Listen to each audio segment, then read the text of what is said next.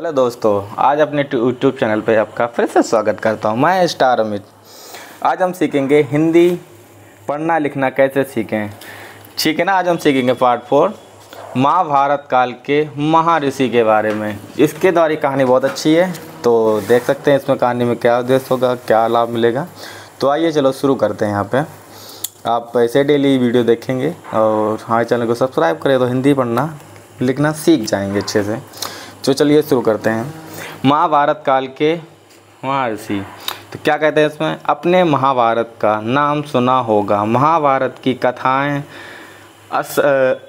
अत्यधिक लोकप्रिय हैं। शायद आपने दूरदर्शन पर इसको देखा भी होगा। महाभारत जैसे महाकाव्य के रचयिता महर्षि देवव्यास थे। महर्षि देवव्यास किसके बारे में जानेंगे? महर्षि देवव्यास के। महर्षि देवव्यास का जन्म यमुना नदी के किनारे एक छोटे से द्वीप में हुआ था। इनके पिता का नाम पराशर तथा माता का नाम सत्यवती था। व्यास के शरीर के रंग को देखते हुए इनका नाम कृष्ण रखा गया और द्वीप में पैदा होने के कारण इन्हें द्वैपायन कहा गया। क्या कहा जाए? द्वैपायन कहा गया। इसमें देख सकते हैं आरंभ में वेद एक ही था। क्या था? आरंभ में वेद एक ही था। व्यास ने इनका अध्ययन किया। मंत्रों के आधार पर उन्होंने वेदों को 4 भागों में वर्गीकृत किया। इस प्रकार ऋषि वेद, यजुर्वेद, सामवेद और अर्थवेद 4 वेद हो गए। व्यास जी ने वेदों को नया स्वरूप दिया, इसलिए देवव्यास कहलाए गए। कौन कहलाए गए? ये कौन कहलाए गए? देवव्यास कहलाए गए। तो देख सकते हैं इसमें महर्षि देवव्यास विद्वान और तपस्वी थे। इनका सबसे महत्वपूर्ण ग्रंथ महाभारत है। महाभारत में 18 पर्व हैं। क्या? 18 पर्व हैं। महाभारत को 5वां वेद भी कहा जाता है। कौन सा वेद कहा जाता है? महाभारत को 5वां वेद कहा गया है इस महाभारत में। तो महाभारत की रचना उन्होंने लोक कल्याण की भावना से की थी। कहा जाता है महाभारत को लिखने के लिए गणेश जी से कहा गया। गणेश जी ने कहा, मेरी एक शर्त है, मेरे लिखते समय मेरी लिखनी कलम रुकने ना पाए। यदि यह रुक गई तो मैं लिखना बंद कर दूंगा। व्यास जी ने कहा, ठीक है। उन्होंने इस तरह के श्लोक बोले कि जितनी देर में गणेश जी श्लोक को समझ करके लिख पाते उतनी देर में व्यास जी अगला श्लोक सोच लेते। महाभारत के माध्यम से महर्षि वेद व्यास ने मनुष्य को सदाचार, धर्मचर्या, त्याग, तपस्या, कर्तव्य पालनाएं तथा भगवान की भक्ति का संदेश दिया है। इस ग्रंथ द्वारा देव व्यास जी ने यह बताया कि मनुष्य कठिनाइयों का सामना किस प्रकार कर सकता है और उन पर विजय कैसे प्राप्त कर सकता है।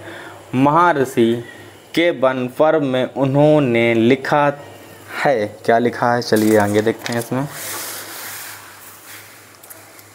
उन्होंने लिखा है, मनुष्य क्या लिखा है?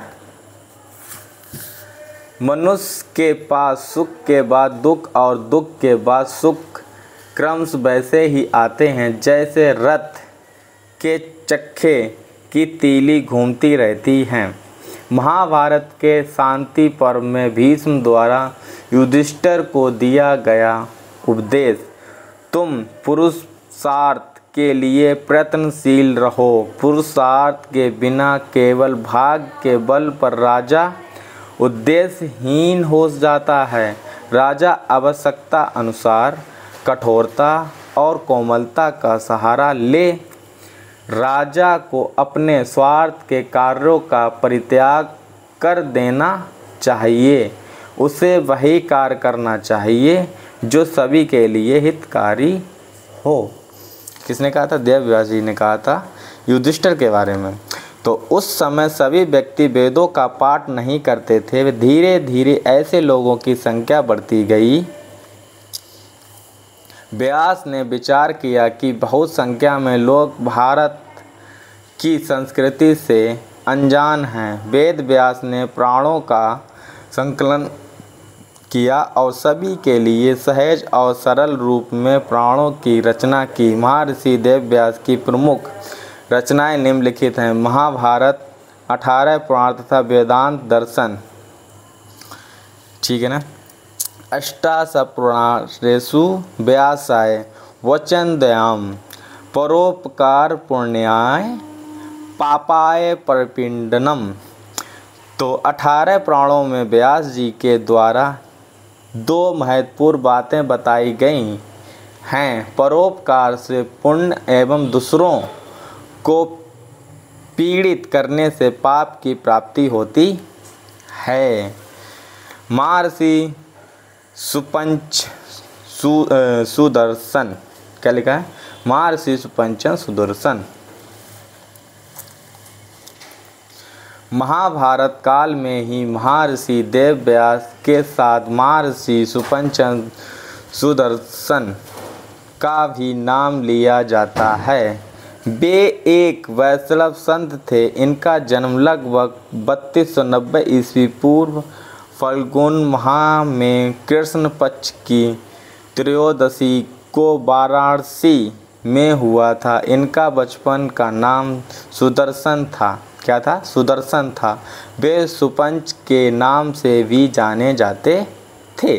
सुपंच की शिक्षा दीक्षा आचार्य करुणामय द्वारा हुई। इनका मन बचपन से ही भक्ति में अधिक लगता था। वे दैनिक क्रियाओं को करने के बाद घंटों भजन और पूजा में लगे रहते थे। गुरु करुणामय ने उनके इस भाव को देखकर उन्हें ज्ञान, नीति एवं अध्यात्म की विशेष शिक्षा दी थी।